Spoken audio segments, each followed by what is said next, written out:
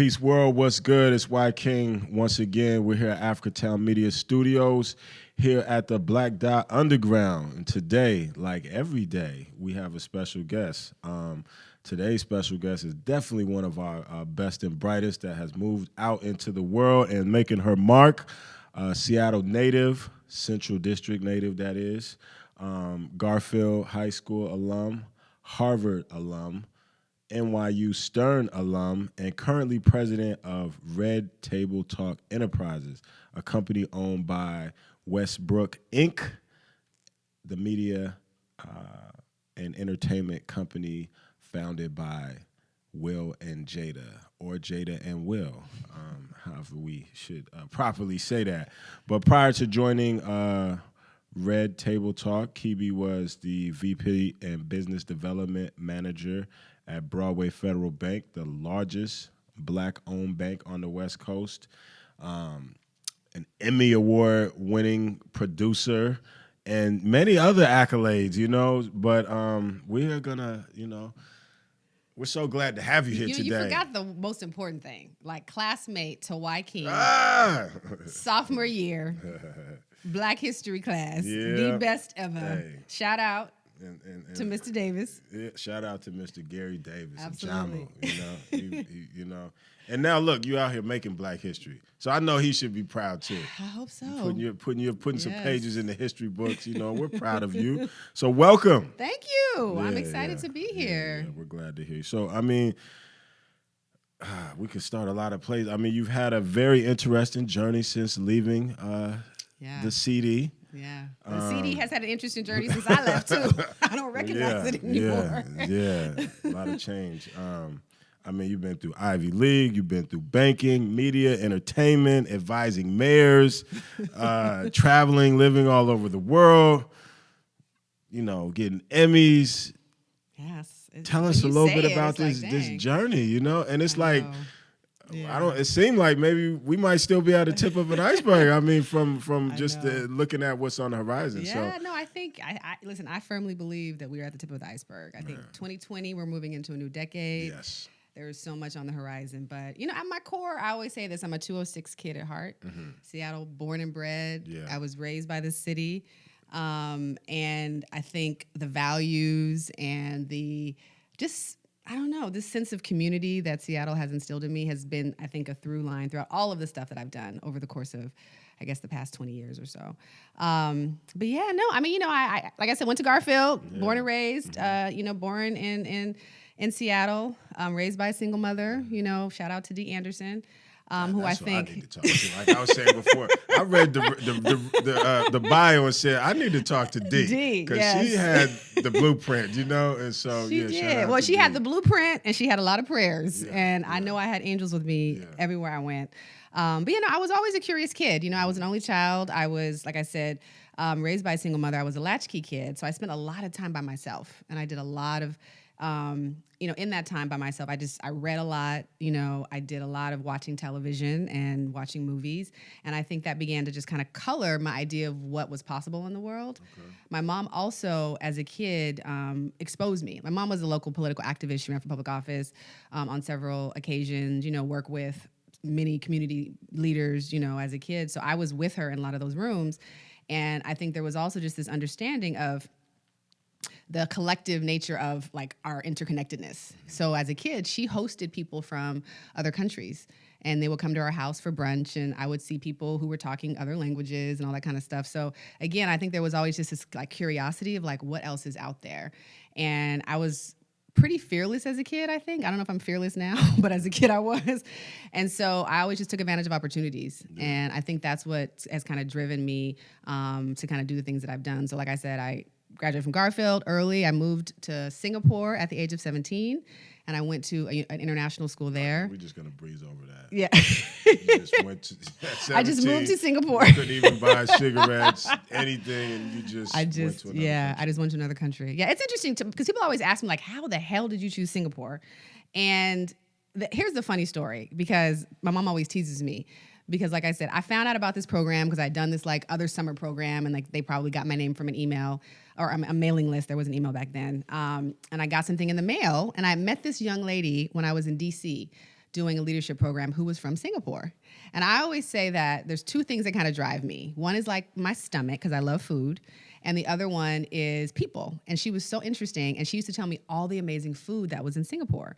So when I got this brochure about this school called the UWC, United World Colleges, Singapore was on there. And I was like, oh, what? It might be cool if I could go see my friend, like eat all this good food. So that is literally why I decided to apply to go to this school. I didn't tell my mom at all. I got all my recommendations. I submitted my entire application. I sent everything off in the mail because there wasn't email back then. And it wasn't until I got in and I was sitting in my room and I started to see that this cost, I was like, oh my God, I have to tell my mom. And so when I told her, she was like, what in the world? I was thinking, Ivy League, now you're in a whole nother country. Exactly, yeah. So I think that's just an example of, I think, just kind of like the spirit. Yeah. You know, and like I said, my mom, I think, you know, as much as she probably was terrified, also I think was a direct reason for it, you know, because like I said, she was herself a very, you know, outgoing, you know, confident, you know, always asking, you know, demanding that, you know, Black communities in this city be treated with respect and all that kind of stuff. So I carried that same kind of attitude with me and new experiences that I took on. So then you came back from, how long were you in Singapore? So I was in Singapore for 2 years. 2 years. One of the most amazing experiences in my life, you know, going to another country, especially during that time, because it was like mid-90s. It was actually during the time of like that, remember when that I think it was Michael Fay, that caning, there was like this whole big caning controversy. This American kid was there and he had spray painted cars and stuff. And so he got caned. And so I went literally right after that happened. So it was an interesting time to kind of be an American in that country. But it was so amazing. I mean, I traveled to probably 10 countries before the age of 21 and just saw the world from a different perspective. Eventually applied to college from there because I basically finished the equivalent of my senior year of high school and my freshman year of college during that 2 years, and ended up applying and getting into Harvard. And so I moved from Singapore back to Seattle for a summer, and then I ended up moving to Harvard for college. Yeah. Wow. Yeah. Wow. That is, you know, hey, the options are out there, right? They are. You know, it can happen. So then you came and you went to... Went to Harvard. Yeah. Yeah. And we spent another year abroad in Japan. I majored in East Asian Studies and economics. Really wanted to do international business. Yeah. China was, you know, on the right. And there we go. I'll see. That's what it was. I chose Japan because I love Japan. But probably in retrospect, China would have been probably the more efficient language to learn. But I actually just really love Japanese culture and I enjoy speaking Japanese. And then I graduated. Yeah. And it's funny. My junior year in Japan was really an important part of my development because for years, like I said, my mom was very politically active. I grew up in and around a lot of folks who were focused on community development and activism. And so for years, many people thought I wanted to be a lawyer. That's folks that I was going to do. Right. But deep down, I was really an artist. Like I really wanted to dance and sing and perform. And I never felt that I could do that because A, my mom was kind of focused on what she was focused on, and B, everybody else was doing that. You know, like Watani was the playgirl. You know what I'm saying? And Garfield. Shout out to Watani. You know, so I was just kind of like, you know, the class president, but deep down, I really wanted to do that. So when I went to Japan that year, no one knew me as anything other than this Black girl walking around Japan. Right. So I felt free to finally explore that side of me. And I took dance classes, I did voiceover stuff, I did commercial work, and that really sparked this interest in the arts for me more specifically. And really, I think, affirmed, because I had success, that I could do it. And so when I came back to Harvard my senior year, I shifted my whole focus and I was like, I want to work in Hollywood. And that's really how I got to pursuing opportunities in the entertainment industry, and that shifted my focus into media and entertainment. Yeah. Okay. So, you know, it all sounds like just a wonderful walk in the park, right? But we know that life is not, true. It's not that simple, right? Yeah. So, you know, what were some of the, you know, the challenges, you know, or key lessons just going through these different worlds? Because really, I'm seeing somewhat of a theme of moving through different worlds. That is true. I used to say I'm a chameleon. I'm very good at like kind of shedding skin and putting on new skin depending on the environment I'm in. You know, listen, I think I was always somebody who was fairly resilient. So I always looked at the bright side of things, but there was definitely hard times. Like I said, my mom was a single mother, and there were times where, you know, we didn't have a ton of food. You know, there were times we were homeless. You know, my mom lived in a car for a little bit of time. Most people probably don't know that, but, you know, we definitely had some hard financial times. My father, unfortunately, has been a functioning drug and alcohol addict for my entire life. I haven't seen him in 15 years. So I think there's always the dark parts of being a young Black girl without a father, all the things that I think come along with that. And, there's tons of studies around that. But, choosing bad relationships, dealing with low self-esteem, dealing with issues of worth, self-worth. And I definitely, went through my own journey, probably in my early 30s of just trying to have to come to terms with all that stuff.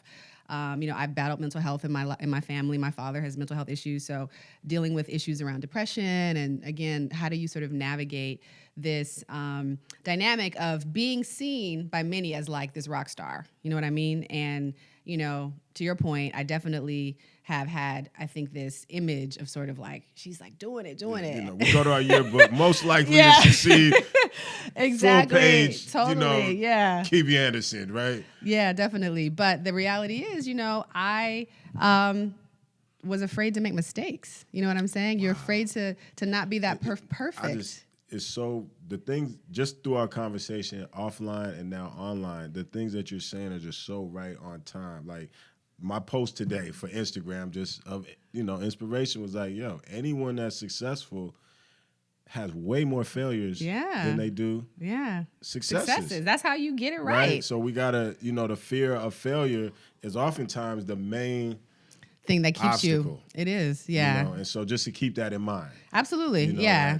It's true. If you hit 400, you're Hall of Fame. Yeah, exactly. That means 6 times you fail, exactly, and 4 times you succeed. And the same thing if your shooting percentage is 40%. Exactly. Hey, you're one of the greats, right? Yeah. And so it's just, but again, that fear of and the second part that I add is that the scarcity mentality for us sometimes amplifies that for us because we feel like we don't have another shot. Yeah. We have, we can't afford to lose. There is no cushion to lean back on family got you or this or that. It's everything has to be a hit. Yeah, totally. And I think that also just speaks back to our just sense of resilience because it's we don't have there's no safety net. Right, there's not. It's either you live or die, right? And exactly, so, yeah. No, and that's true. And listen, like I said, I mean, my mom, bless her heart, she did everything she could to create a community and a village around me. I definitely am a child of Seattle, full stop.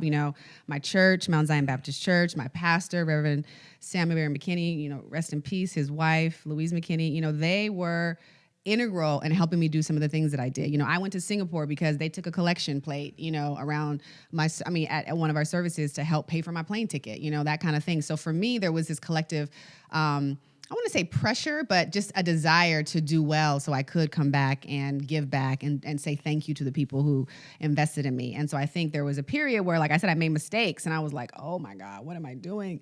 And I think there was a period where, you're able to do and take risks up until a point because you know that the consequences aren't that high. Right. Then there was a period where you took some big risks and you were like, oh, I can't get out of this. And you begin to look around and you're like, I got myself into a very, very bad pickle. And I had that happen to me, like I said, at a significant time in my life. And it was probably a 5 or 6 year odyssey where I really just was trying to figure it out. And by the grace of God, I had good people around me and I got some professional help, mental health help, and, just began to really, I think, come into an understanding of my humanity and the fact that, I am loved just because I am. Right. Not because I'm doing, not because I'm giving, not because I'm serving. I'm loved just because I am.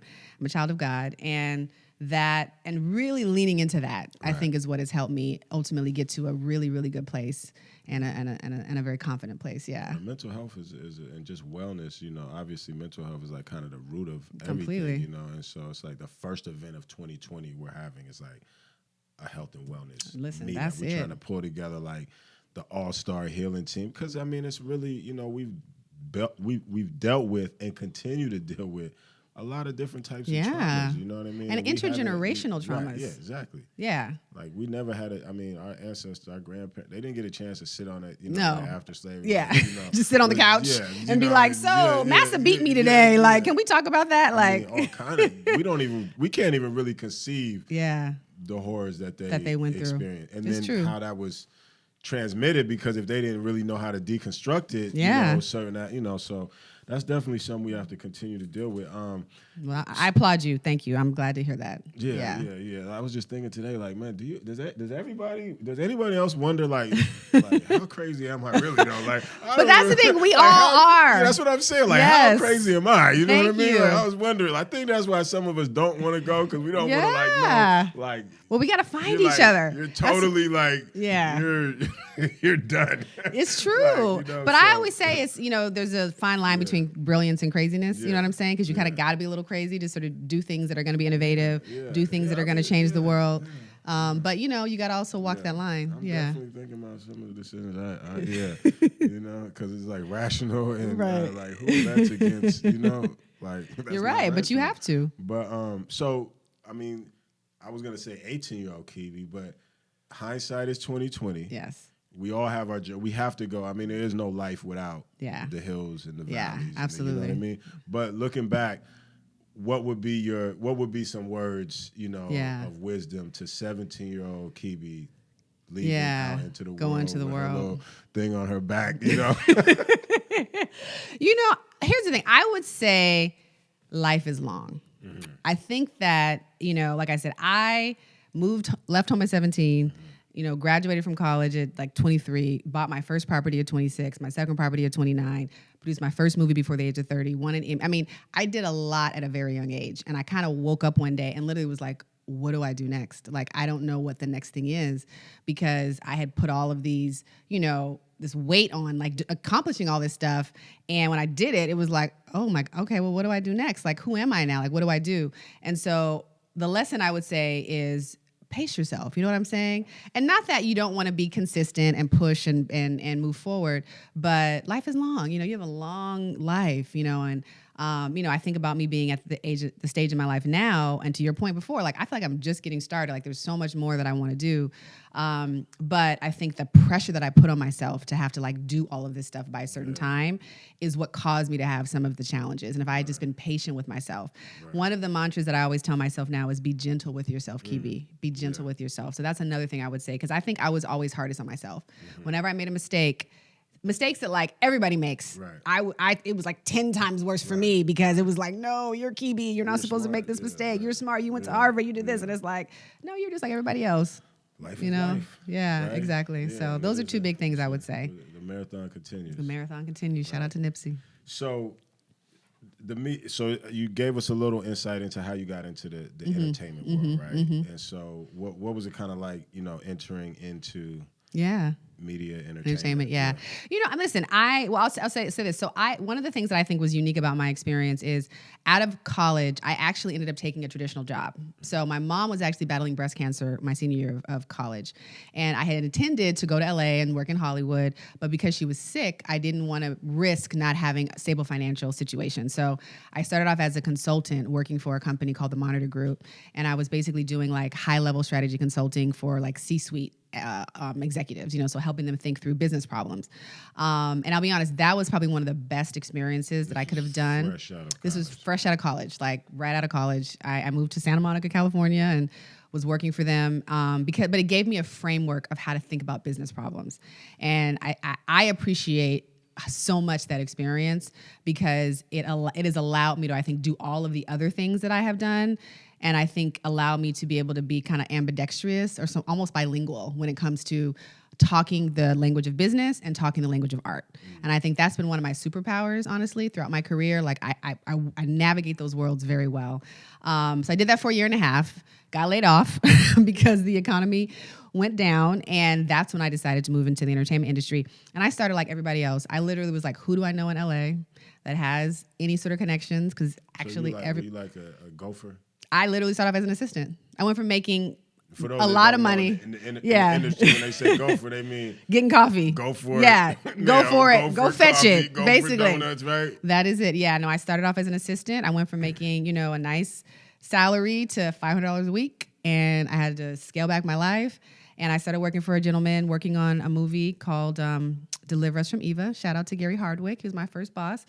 And he happened to be working on a film, and ironically, somebody I went to college with who was not even in the industry, who I just happened to be talking to, had a cousin who was working for him and who happened to be leaving, and she hit her up, and I got the interview, and I got the job. I mean, it was literally. I mean, when you really think about like what are the chances, just as you just daily life. It's like that's how it. I mean, but that's kind of how it is. Like I always say, the universe supports a made up mind, and so you have to just be intentional. So I was like, I'm getting a job. Could you say that one more time? The universe supports a made up mind, and it conspires to support you. So as soon as you say what you want to do, the universe will it'll help you. And if you stay in that energy and that mindset, the flow will happen. And I think that's what happened. I was like, nope, I'm going here. And I just literally emailed everybody, called people, just started talking about it. And then the universe started bringing people into my life to help facilitate me moving forward. And then that's how I got the job. So I worked with Gary for maybe 5 years as his assistant. But like I said, I was always that business person. So even though I was fetching coffee and reading scripts and doing the stuff, adding value. He actually was a writer. He was a novelist too. And he had written a book, a science fiction book that he had wanted to get published. He had written crime thrillers. And so his publisher, his mainstream publisher, was only willing to do the crime thrillers. And so he had this book sitting on his shelf.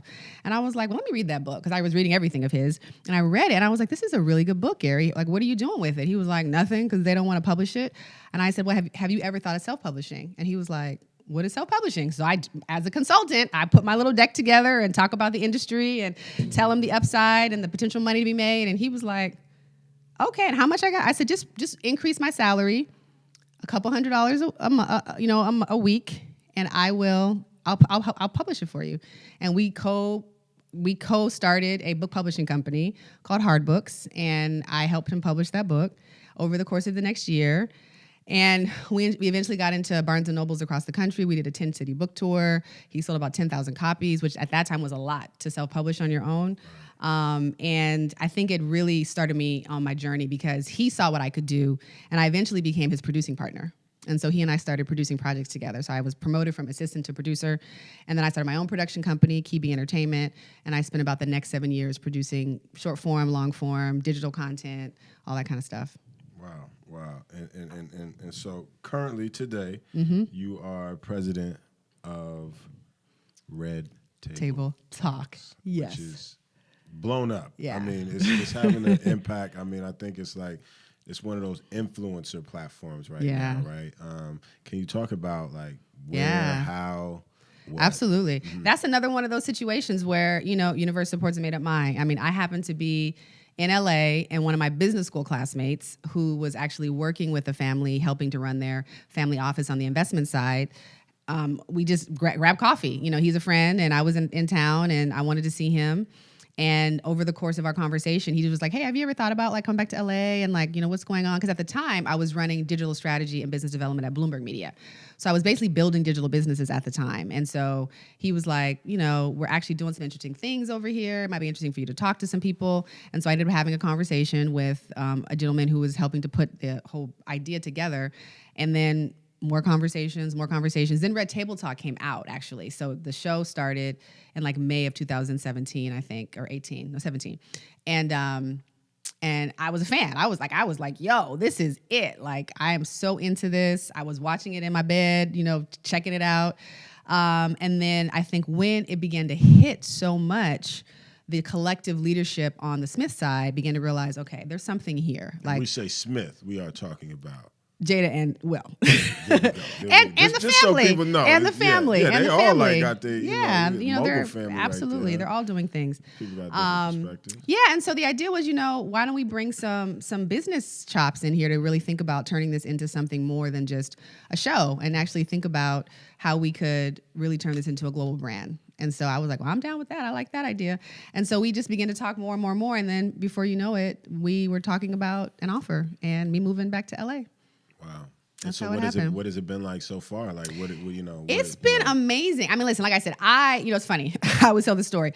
When I left Bloomberg and I told my boss that I was leaving to become the president of Red Table Talk, he kind of was like, huh? Red Table Talk? I was like, yeah, you'll know.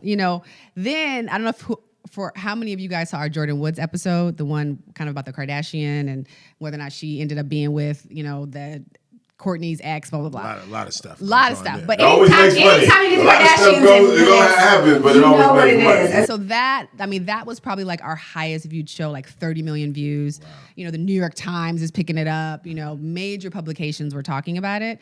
And then I started getting emails from my boss and other colleagues like, oh, this Red Table Talk. So they kind of knew what it was. And so that's when we began to realize, there's a lot of stuff here. And so it's been really great. I mean, I say this to Jada all the time. She is walking in her purpose. I've been a huge fan of hers most of my life and have always just been inspired by her energy, by her dynamism, by her sense of purpose, by her love of the community. And, now that I think, the kids are older and she's able to really, I think, fully own like her power, she's using it for good, and that's what I love, and I think the idea of having 3 generations of women, Willow, Gam, and her, just do the kind of conversations that they're having is a beautiful model. Because some of those conversations are not, you get to a place where you might wonder something about your grandmother or something, but you just shut that off. You don't, I'm here, mom is here, but we're not gonna talk about how we got here. Yeah, right? Yeah, but they're like, exact opposite. Yeah, and I think it's necessary because I think in our communities there's so much. Stuff that we don't talk about that turns into shame and it turns into disease and it turns into anger and resentment and bitterness and it kills us, to be frank. Disease is dis-ease. Means you got stress going on in your body and a lot of that is definitely, I think, a result of unresolved trauma, unresolved conversations, things that you wanted to say that you never felt you could say. And I think this movement with Red Table Talk is really allowing people to release a lot of that. Jada talks a lot about this when she speaks sometimes. She says, I'm sick of crying because she cries a lot on the show. And she says, but it's honestly me thawing out. And I think that's so beautiful. She's like, I've been so, conditioned to be strong. She's in the streets of Baltimore. You know what I'm saying? Like, her father was a gangster. Her mom was a drug addict, so it's understandable that you have to put up those defenses just to survive. And, it's a beautiful thing, I think, to see her begin to thaw out, and I think give other women, especially Black women, permission to do the same thing. And so, we're trying to build a movement. Been strong too long. Absolutely. Yeah. We're building a movement. And I think, it's beautiful for her to mirror that kind of behavior for Willow. And I think for Adrian, obviously Gammy, for her to be able to participate in that, even at this stage in her life. I mean, I am such a fan of Gammy. I'm Team Gam all the way because she represents so much beauty in terms of rebirth. It's never too late. She was a nurse for years and now she's literally becoming a media darling, and beginning to walk in a whole new light. And I think that's just an example of just the power of resiliency and the power of the universe. Too, like you said, life is long. Life is long. Life is long. Yeah, definitely. So, okay, so it looks like everybody, like we got a studio here. We just, throw the cameras up and, and some lights. So, but this is a enterprise. It's a startup. Yes. So talk about what goes on behind behind the scenes. Like, what do you do? Do you just call people and tell them you want to be on the show? I do everything. You probably don't even do that, right? No, I do everything. Who called T.I. though? Because that was a quick response. that was probably a Jada call. Okay. Yes, right, that was. okay, I don't actually know. Okay. So here's the thing: I have to tell people: I actually don't produce the show. Right. Okay. So there is a whole show team, a woman named Ellen Rakitin, who's the producer of the show. Jada, her manager Miguel, like they are kind of the mastermind behind the show, and they do a phenomenal show. What does the president? Right, do? I'm gonna tell you. So the president of Red Table Talk Enterprises is really kind of everything else but the show. And the idea is, our fans are multidimensional, they're multi-platform, and we want to create an opportunity for our fans to experience the values and the mission and what Red Table Talk stands for in those different areas. So we're looking to expand into an audio business, podcasts, books, live events, various product offerings. We have a product in market now, which I'd love to talk about. Live events, movies, long form, derivative content. Because the reality is the show is 25 minutes at most. And the biggest thing we hear from people is they want more. Like, can you make it longer? Or we're talking about a topic like narcissism or co-parenting. The Cherie and Jada show is one of our most highly viewed shows about their journey as co-parents.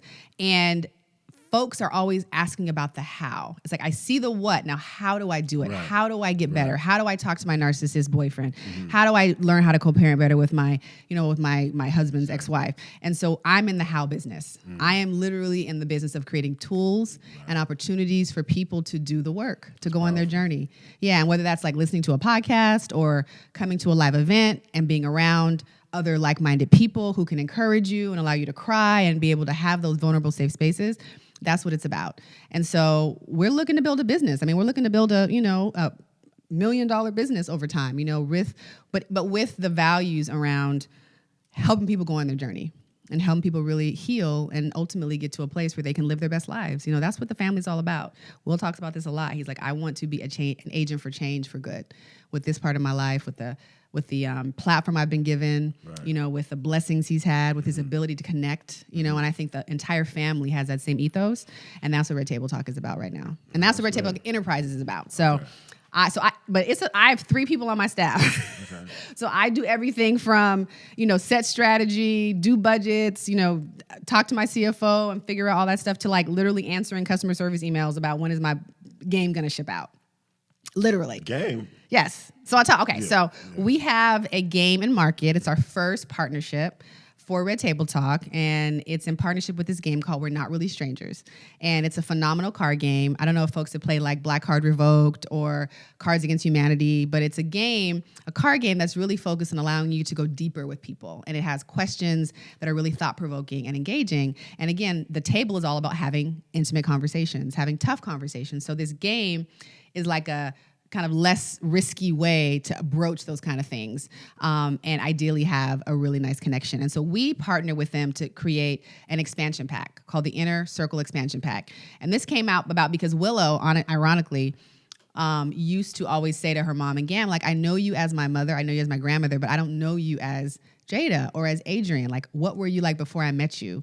And in many cases, we all have these relationships with people we think we know, but do we really know them? Like, what are they really, really about? And so the game is really focused on allowing those kind of conversations to happen. So we launched it November 21st. It's in market. It's a great holiday gift. Some shout out. Go to redtabletalk.com and you can buy it today. And definitely gonna get one so we get a game at at Black Dot. Yes, have it in house. You can play it with your family. You can play it in big groups. It's a phenomenal experience. It's a fun game. Wow, that's I think there's definitely the opportunity. Say in business, right? Either you're reducing pain or you're increasing pleasure, right? Yeah. And so it sounds like there's a lot of pain in the world. There's a lot of pain in the world. I think you have a good big opportunity. Yeah. And it seems like it's resonating with people. It is already. Yeah, that's a blessing. So that's still just one fact. I mean, you still got all these different, side, yes. So co-founder of Blazin'? Blazin'. Oh, you're talking about Blazin'. Yes. Okay. Is this a thing? Yes. No, Blazin' is a thing. Yes. Yeah. So I have, here's the thing, multiple streams of income. Right. That is the lesson for young people today. Okay. You want to do things that allow you to make money while you sleep so you can have intergenerational wealth. My goal is to create billionaires. That is what I want to do before I leave this earth. So I will pass the knowledge on. Don't forget about Garfield High School. Absolutely not. 10th grade, Mr. Davis class. Exactly. Blazin' is a brush that I founded with 2 business partners. It is basically a high-end brush focused on the wave community. So, you have brothers that like brush their hair a lot and get the waves. So this brush has been designed to effectively help you build waves over time, whether you're a man or a woman. One of my co-founders actually owns another company called Surag, and he basically created a more evolved do-rag. And it basically solved the problem of like you getting the indentations and all the other kind of stuff, headaches and stuff. So this is the second product in that kind of product line around kind of hair care. And so, it's good. I mean, we started about a year ago. It's been an interesting journey. We're still trying to figure out a few things, but the product is amazing. You can get it at blazinbrush.com, I think is the URL. Listen, it's all about the journey though, right? It's all about the journey. Right. I've got a whole lot more exciting things planned for 2020 in the, kind of in the brand Kibi space, that folks will hear about. What we want to, is there, there's a lot going on. Is there a bigger picture, or, a driving vision that threads it all together?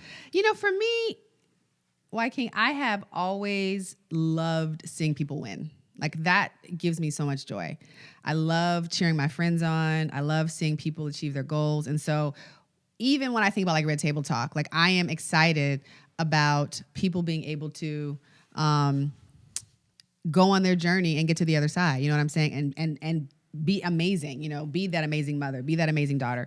So a lot of the work that I do, whether it be public speaking engagements or, you know, books that I might write, are really intended to facilitate that, you know, gathering people together. I talk a lot about the power of small circles in a lot of speaking that I do, because for me, I've been very effective at putting together small circles throughout my life that have helped me really, I think, propel my career and my successes to the next level. And so a lot of the stuff that I have planned is around that. So for example, I've been working on a dating book for Black women for the last 7 years with 2 girlfriends, and we are finally going to finish it and ideally put it out. We're still figuring out the name, but it's a phenomenal story about our experiences dating online and trying to overcome a lot of the dating online, like online dating. Like online dating. Okay, like yeah. Tinder, Match, the whole 9. Yeah. And basically my 2 girlfriends both have met their husbands online. Like And Black Planet was like, you know. Yeah, you know, that was a while ago. A lot of folks like gave up. But that's the thing, a lot of women, especially women of color, Black women specifically, have had like horror stories about going online. Or there's all these misconceptions like, oh, you're not gonna find quality men, or you're gonna like be killed and murdered if you go out with somebody, all that kind of stuff. And we realize that people who have that attitude, I think, are missing out on like the huge like pool of eligible men. And so whenever I talk to other female friends, bestseller.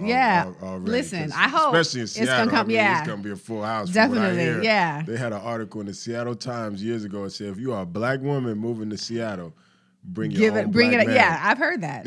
Yeah. In the Seattle Times. Yeah, so no, it's a real talk. Yeah, no, it's real. So we put together this book, 12 Steps on How to Do It Right, and it's about our journeys. You know, unfortunately, I didn't meet my guy online, so that's kind of like a twist in the story. But at the end of the day, I think it still creates a really beautiful opportunity for us to kind of share our experiences and kind of like we love you, girl. We want you to be happy. We want you to find your ultimate match. So that's something that's coming out next year. So yeah, so little things like that, you know, but I definitely am all about community and shared information. And to your point, not operating from a place of scarcity. There is enough to go around, and I want everybody to win. All right. You hear that? That's good.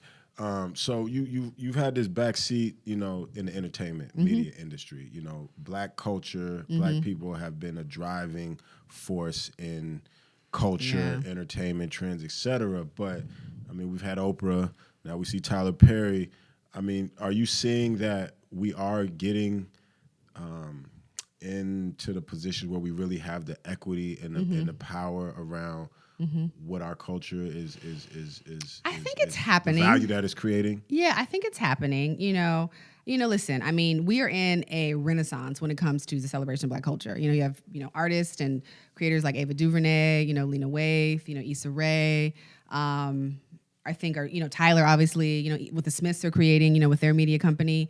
So I think we're definitely in a space that is doing more to, I think, accept and they're owning it. And owning it. Well, that's my point. That's what I was going to say. Creating it. Yes. Yeah. So you look at Ava, you know, she just launched her Array, you know, facility in LA, and she owns that. You know, she used some of her money from her work to actually invest in real estate. Like, she owns that building. You know, the Westbrook Inc., you know, sort of umbrella that owns my company, Red Table Talk Enterprises. You know, we are a distributor as well as a financier. You know, so we have the facility to make movies, which is a very different perspective from how things were, because you would go to a studio, pitch it, they would say yes or no, and you would make your movie. Now it's like, all right, you don't want to do it, I'm gonna go find somebody else. And there's a lot of money out there, and I think that's the thing that people need to understand. Do you feel like the technology is playing a big role in that? Oh, absolutely. Too? Oh, absolutely. Yeah, totally. Yeah, I mean, because now we have seen the democratization of art. You know what I'm saying? Like, anybody can go pick up a camera for, you know, $200-300, I mean, a couple $1,000s, you know, figure if you want to get a nice one, and shoot something.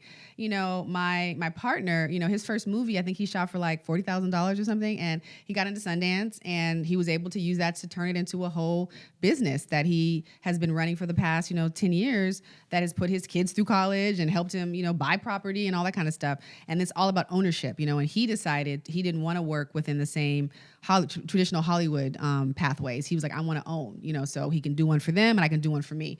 And I think that sense of direction and focus is absolutely taking place right now. And I think people are demanding ownership. You know what I mean? You know, I think about one of the companies that's within the Westbrook Inc. kind of umbrella is a consumer products company. And Will Smith actually owns the merchandising rights to the Fresh Prince of Bel-Air. And so he's for the first time like turning it into a really awesome, fun product experience. We just had our third drop. It's called Bel-Air Athletics. It's dope stuff. Go to shopwillsmith.com, I think is the website. We have stuff out there now. But again, it's like, let's figure out how we can use some of the IP that we own in a powerful way so we can create capital that allows us to invest in other things and allow more people to invest in other things. And that's kind of how it works. So definitely. I do believe. So what are some of the opportunities like, you know, that you think we should be focused on as, you know, such creators of culture? Definitely. We set trends where, you know, in terms of creating bringing the economic kind of power back impact to our communities. Totally. Where do you think, you know, looking at technology, looking at entertainment, looking at just the trends that are happening, where should we be like setting our sights so we could kind of not be chasing the bus, but like ahead of it, like driving it? Yeah. Well, I mean, listen, I absolutely think ownership of IP is key. You know what I'm saying?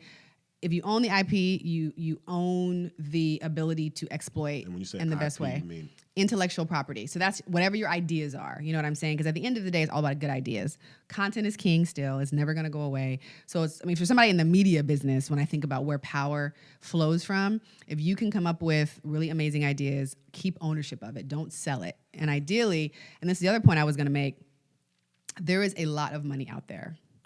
People often think from the perspective of scarcity. There's a lot of money out there. People are, I worked in banking.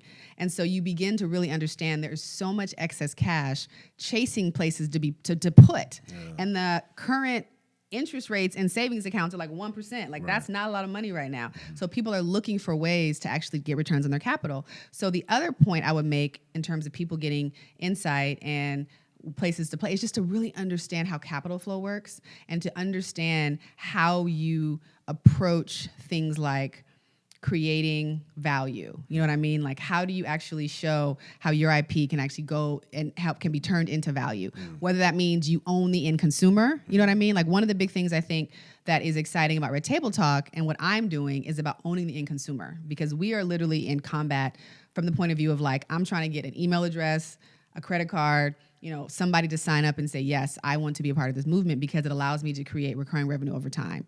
And that's really the kind of thing that you want to get into, because that's how you go to sleep and make money when you are, that's how you make money when you're sleeping. Wow. This is you're giving up all the sauce today. I know. Definitely, this is that Thanksgiving sauce. You know, you don't get this every day of the year. All the time. No, and it's not hard. The reality is the internet has so much information. You know, you can go to LinkedIn, lynda.com. There's, Masterclass. Freaking Bob Iger has a $99 course where he talks about how he built Disney, and it is a good course. I have listened to it. It is amazing. Like I said, that is technology. They got Bob Iger to share his secrets for $99. Wow. Can you believe that? It's amazing. Masterclass. I give them all the props in the world. I'm like, yo, they figured this stuff out. So again, there's so much information out there, and it's really just about being educated and making sure that you are understanding where kind of capital flows, because if you can figure out how to access the capital, then you can do a ton of things. Man, jewels, gems, game, treasures, giving it up. So, you've been globetrotting, going, running through Hollywood, banking and all of this, and now you are back in Seattle. Maybe you've been here a few times. Yeah. But what are your thoughts about how the CD has changed? Well, first of all, I don't, like I said, Wyking got me a little bit because I was like trying to remember where a landmark was, and I was like, what? 23rd and Union? He was like, what? You forgot 23rd and Union? I was like, no, I didn't. Philly cheesesteak, that's where it used to be. But no, it's changed a lot, and I think obviously, listen, we all get what gentrification is about. We understand what's happened within this community over the past 20 years. There's a lot more beautiful houses, and, my school, Garfield, has now been remodeled and it looks amazing. I drove by it today and took a look at it. So those are positive things I would say. But at the same time, like I said, I don't like the fact that there aren't as many Black folks who used to be in this neighborhood back in the day. So, I applaud the work that you're doing here at Africatown, and, the development of affordable housing, like all that kind of stuff, I think is really important. Because that's, I think, what has made Seattle so special over the course of my life. And to lose that spark because we're just not paying attention to the importance of prioritizing community building, collective advancement, all the things that, like I was taught as a kid, and obviously you were taught as a kid and are still living and breathing and walking, would be a travesty, So, like I said, when I was a kid, I wanted to go and make it big so I could come back and do for my community what they did for me. So, in my own way, I feel like I'm doing that.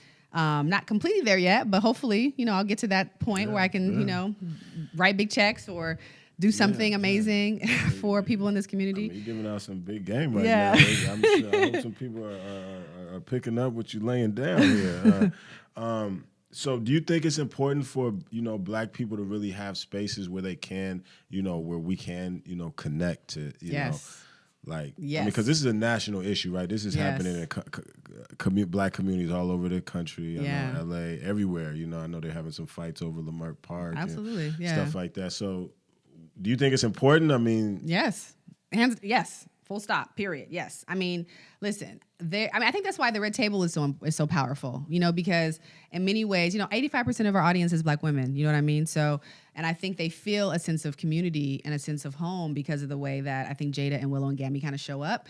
Doesn't mean we're excluding our other sisters. Everybody is welcome. But at the same time, Jada really cares about her community and she understands the power and the impact that I think the table can have. And so she doesn't want to lose sight of the necessary work that needs to be done in our communities to heal a lot of trauma. And we have very unique needs. We are the only people in this country that, came here as slaves, have been deprived and beaten and, tortured and, cheated out of all of the stuff that we helped build, all of the value that we created in this country. This country, we have never been fully, I think, rewarded, and we haven't had the reciprocity that I think we deserve. And so now we are doing the work to begin to overcome that stuff. And while, yes, we definitely need allies and we need other people to come to the table so that way we stop having our little Black boys killed by police and all that kind of stuff. But there is a need for us to heal our own issues internally. And I think that having these kind of spaces, whether that be a co-working space, whether that be, a group mental health community, whether that be a Red Table Talk, community, we need to be able to come. We have to be able to talk and be able to share and be able to, like I said, thaw out because there's a lot of trauma that we're dealing with. Let alone slavery. We got, the crack epidemic, it's continuing. Exactly. You got gentrification, Yeah. I was reading an article where they were talking about the impacts that gentrification and the 2008 housing crisis has had on the amount of Black wealth because people just lost houses transfer of wealth. Black wealth. Period. Seriously. That is devastating to a community. And all of the so-called, advances we made just wiped out. And freaking banks are just chilling, making tons of money, and listen, I am a capitalist, so don't get me wrong, but my point is we need to collectively come together. And so having spaces like this, I think, are very important for us to have those kind of conversations, to exchange the information so you can know what's required to get to the table. I've been blessed. I've been in a lot of rooms where I was the only Black person, the Harvards of the world, the Singapores of the world. And so I've been privy to a lot of information that the average Black person doesn't have. And so my job now is to come back and tell you this is what you need to know. Peep game. If you want to be successful. You coming back, huh? But at least hopefully we know our situation. Exactly. Because they say that quote, she freed 1,000 and could have freed thousands more if they only knew. That they were slaves? Yeah. Yes, exactly. So, get out. But it's been good. We're over our time. Okay, got it. Okay, I love this it. Is not the last time. No, definitely. I know it's definitely a lot more to give up, but we do have our last piece where we want to hear about. We have a segment called Dropping Gems. Okay. This is, you dropped so many throughout it, but this is just like the concentrated. Gotcha. Right there. So, for folks seeking to succeed in the entertainment industry, what are three, or media industry? Gotcha. Of the future. What are 3 tips? 3 things. Network. Your network is everything. I have never gotten a job by putting a resume in. It has always been relationships. So work your network. The other thing is be bold. You know what I'm saying? I often tell people one of the biggest things you're going to come up against in the entertainment industry is people trying to tell you your idea is bad. And you have to have a sense of purpose and confidence and conviction to know and not listen. And not to say you don't take feedback, because you do, but you have to be able to move forward in this world where everybody's going to tell you no and not be deterred. That's a big one right now, I think. And then the third thing is, I think, and this is kind of connected to network, but it's also about like the circle that you are in is really important, because a lot of the people that I came up with in the entertainment industry when I first started are the movers and shakers now. So people often think it's like the power players. It's like, if only I can get in front of Will Smith, or if I can get in front of Jada, or if I can get in front of, this big producer, my life will change. But the reality is, it's the people around you that are going to really help you move forward. I love the fact that Issa, and Lena, like, they're rocking with people that they've been with for years. You know what I'm saying? And yes, now that they're the power players and they're in the room, they're bringing their friends with them, and that's what I think you need to do. So I think it's oftentimes your peers that really help you move forward. So lean into your peers and make sure you have a good circle around you that's going to hold you accountable, that's going to push you, that's going to help you become and do whatever your dreams are. Great. In real time, yes. Who are some of your current inspirations or models whose footsteps you may be looking at? Yeah. Honestly, the Smiths. I mean, honestly, they are really reinventing themselves in an amazing way. They are, I think, a perfect example of a family that rocks together and rides together. They're all about family, but at the same time, they're leveraging their collective power to do good. And that means helping them enhance their own wealth, which I think is a beautiful thing, but also teach other people how to do it too. So that I'm learning a lot from them in terms of just like how to structure companies and how to think about, just putting things in place that allow you to have that kind of reach.